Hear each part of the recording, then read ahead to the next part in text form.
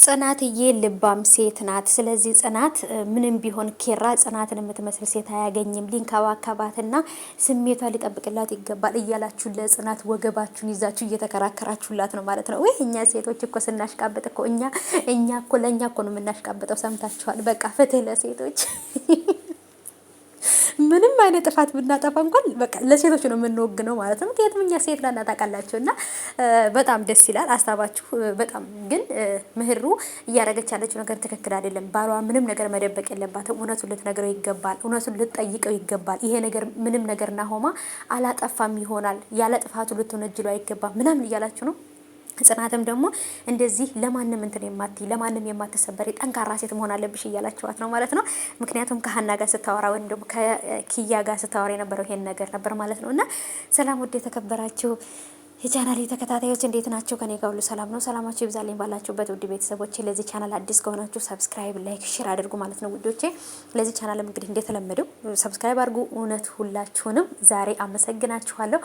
እናስገባሻለን አብሽሪ አይዞሽ ብላችሁ የነበረ 18000 ሰብስክራይብ ገብተናል። ኦ ማይ ጋድ ላላችሁ ማለት ነው። እና በጣም ነው ደስ ያለኝ የእውነት እኔ እንዴት እንደማመሰግናችሁ አላውቅም። ሁላችሁንም እጅግ ነው የማመሰግነው። ፈጣሪ አክብራችሁ እንዳከበራችሁኝ አሁንም ደግሞ እኔን ከፍ እንደምታደርጉኝ ፈጣሪ ከፍ ያደርጋችሁ። አሁንም ቀጣይ ምንም ሳንቆይ 19000 ወደ 20000 እንደምንገባ ሰብስክራይብ ጥርጥር የለኝም። ምክንያቱም በእናንተ ተማመናለሁ። ላይክ ሼር አድርጉልኝ። ምክንያቱም ይሄንን የጽናትን ድራማ የነ ምህሩ ወይንም ደግሞ የአዴ ድራማና የጽናት ድራማ ካለቀ በኋላ በራሴ ስራ መጣለሁ። የምትወዱት በስደት ሀገር በአረብ ሀገር ያላችሁ ልጆች ብዙ ነገሮችን ይዤላችሁ መጣለሁ። እንደምትወዱትም እንደምትደግፉኝም አልጠራጠርም። በራሴ ስራዎች ነው የምመጣላችሁ ማለት ነው። እስከዛው ድረስ ግን ይህን ቻናል ሰብስክራይብ አድርጉት። የጽናት ድራማ እስከሚያልቅ ድረስ 20000 መግባት አለብን። 20000 ባንገባም 19000 ከገባም በቂ ነው ማለት ነው። 18000 ገብቻለሁ። አመሰግናለሁኝ። አሁንም ይህንን ቻናል ሰብስክራይብ ማድረጋችሁን እንዳታቋርጡ።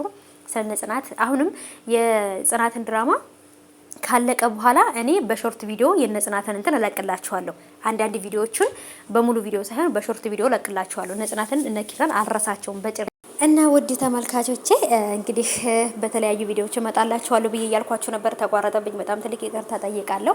እና ውዶቼ ይሄንን ቪዲዮ ከማየታችሁ ከመጨረሳችሁ ቪዲዮ ላይክ አድርጉ፣ ሰብስክራይብ አድርጉ ማለት ነው ውዶቼ። እና በጽናትም ላይ ብዙዎቻችን ሀሳብ እየሰጠን ነበር። ጽናት ቅናትሽን ቀንሺ፣ ጭቅጭቅሽን ቀንሺ፣ ኧረ ባልሽን አቃጠልሽው እያልናት ነበር ማለት ነው። አዎ ትክክል ነው። ጽናት ባሏን እያቃጠለችው ነው። በእርግጥ እሷም ስለምትወደው ስለምታፈቅረው ብዙ መስዋዕት ስለከፈለችለት በነገራችን ላይ ለኪራ ብላ ብዙ መስዋዕት ከፍላለች ጽናት ማለት ነውና ለዛም ሊሆን ይችላል እንግዲህ አሁን ላይ በጣም ተነጫናጪ በጣም በቃ ተጨቃጫቂ ሆናለች ማለት ነው። እንግዲህ ኦሬዲ ከፍቅር የመነጨ ነው ብለን እናስባለን።